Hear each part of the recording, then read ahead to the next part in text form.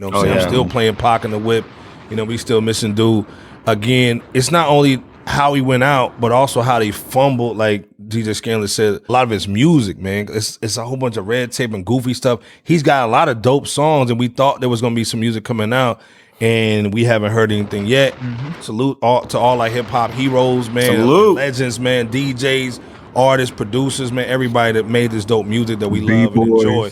Yeah, the B-boys, all that. Yes. As we go forward, what do you see for the third and fourth quarter of this year? Will there be any releases from Pac, Death Row, Snoop, or just any legends in the game? You know, salute to all the youngins out here doing their thing, but DJ Skandalous, J Camp, B-Boy P, and the chat, who do y'all think is coming out? And will we hear any Pac music? Because again, they paid the money for the star. We saw the Netflix joint. We're hearing a lot of the series. Will we get some music, man? And if not, from who? I think we're gonna get some Dog Pound for sure. Okay. May even get like some Q. May even get another Nas album before the end of the year. And the LL Cool J album. Yeah, the LL album definitely coming out. If I'm not mistaken, I want to say Mos Def got one too that might be dropping. Okay. Before the end of the year. You seen Salute to her. Yeah, you seen got one that's gonna drop. I mean, it wouldn't surprise me if Snoop got a project in the chamber because he's got the one he's working with Dre on, right? The Missionary album. Yeah. And they still got Mount Westmore. You know, they could do a part 2 or something. They could do I think Ice Cube and him are mad right now, though. You know what I'm saying? Because donate that money to the community.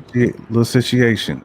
I mean, that's my thoughts. I mean, Scandal, what you thinking though? You think we might get like some unreleased Pac? I think we're more likely to get like unreleased Dog Pound, like you said. And I think that would be kind of cool for Death Row. You could do like new releases of Dog Pound and then do like Death Row Classic line and have Lady of Rage and stuff like that. I think it would be amazing for hip hop. Put out those albums. Left Eye has a whole album you could drop. I would love to see that. And then that'll be a perfect celebration by incorporating these legends that you have all this access to of all this music that hasn't been heard yet. As for Pac, I don't know because they missed every golden opportunity. They had the hologram. They had the movie. They had the riots. A couple years ago, they did a political track. They have the Hulu series this year. It would be perfect time to drop a Death Row era album or even a Tupacalypse era because Tupacalypse now, like we said earlier in this podcast, his themes and messaging is more relevant right now than even in 91 because police brutality, George Floyd and stuff like that situation the last couple of years.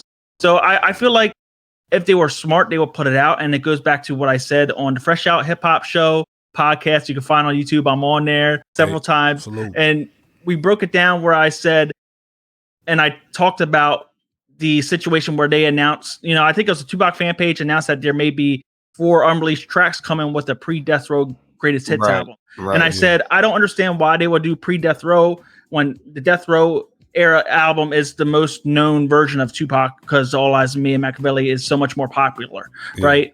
And I had Battle Cat involved production wise on something, right?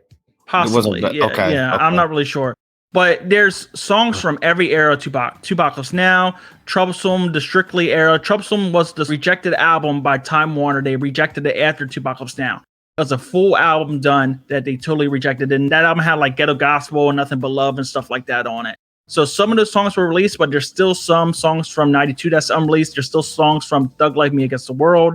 And the One Nation album still unreleased, in original form. And you have some unreleased tracks from there as well. So there's a lot of things they could do. I think maybe the reason why they stopped releasing albums in 2006 was because the copyright clearance was a big problem.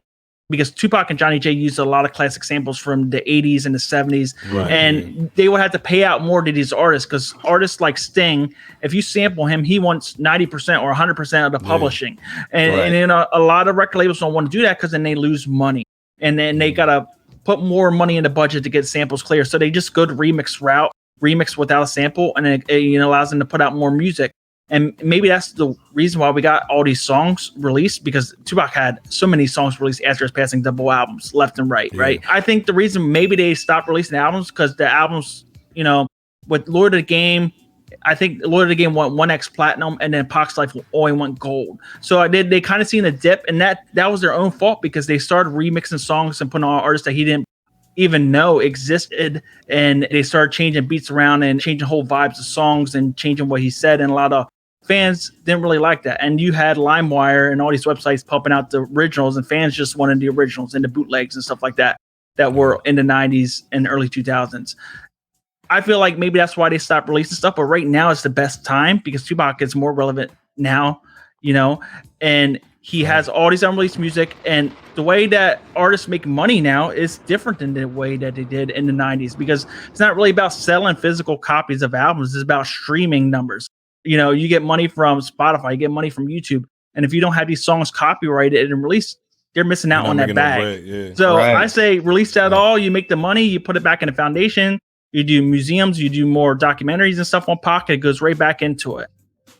Yeah. Well said. Well said. I think this is a great time in 2023, or at least at some point in 2023, to release some unreleased Tupac music as well. I mean, what was it, like a docuseries of Tupac that just came out earlier this year? Wasn't it? Dear Mama series. Dear Mama series, that was a smash according to many critics or just people that were analyzing it. And due to that, you want to keep that momentum going without there being too big of a gap. So yeah, I agree with DJ Skando on that.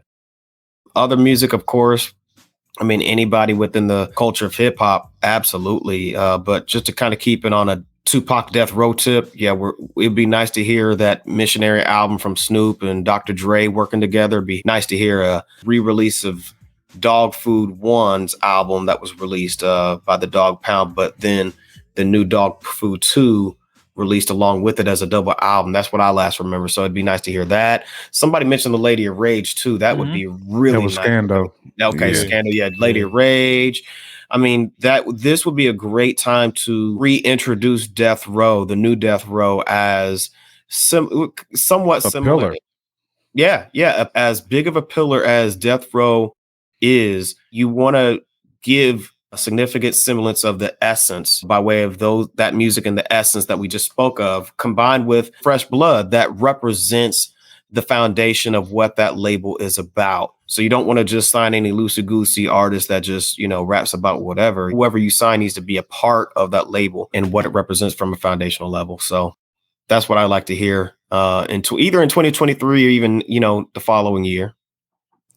I think you can't end Hip Hop 50 without some pop music. Let's be clear. It'd be dope. That would be dope. It'd be dope to have them do some joints and at least a single. Yeah, drop a single.